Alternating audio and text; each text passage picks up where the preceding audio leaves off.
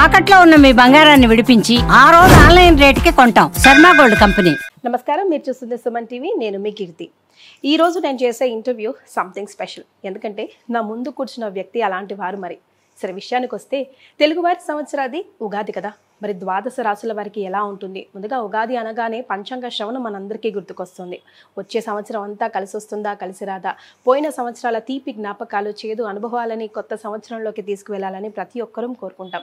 స్పెషల్గా నా ఎదుట కూర్చున్న వ్యక్తి నోట్లో నుంచి పంచాంగ శ్రవణం ఏ విధంగా వస్తుంది, ఏ రాశుల వారికి బాగుంది, బాలేదు అని చెప్తారు అని కొంచెం ఘాటుగా, కొంచెం తీపిగా, కొంచెం వగరుగా, కొంచెం పులుపుగా, కొంచెం చేదుగా ఉంటాయి వారి మాటలు. కానీ ఈ షడ్రుచులన్నీ వారి ద్వారా మనం అంతా ఎక్స్పెక్ట్ చేస్తాము. వారు ఏం మాట్లాడతారా, ఎప్పుడు ఏం చెప్తారా అని ఎదురు చూస్తూనే ఉంటాం. ఇంతకీ ఎవరో తెలుసా? మన వేణుస్వామి గారు. నమస్తే అండి, ఉగాది శుభాకాంక్షలు. నమస్తే తల్లి. ఓం నమో వెంకటేశాయ. సో సుమన్ టీవీ ప్రేక్షకులందరికీ కూడా శ్రీ విశ్వావసునామ సంవత్సర ఉగాది శుభాకాంక్షలు.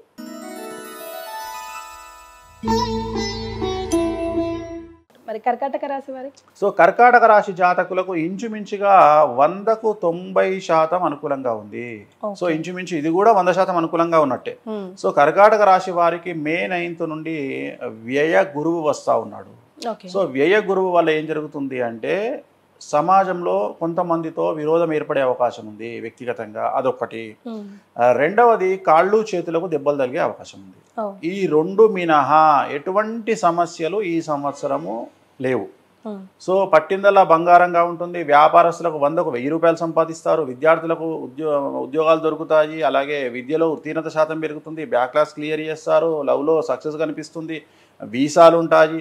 విదేశీయానం ఉంటుంది. విదేశాల్లో ఉద్యోగం దొరుకుతుంది.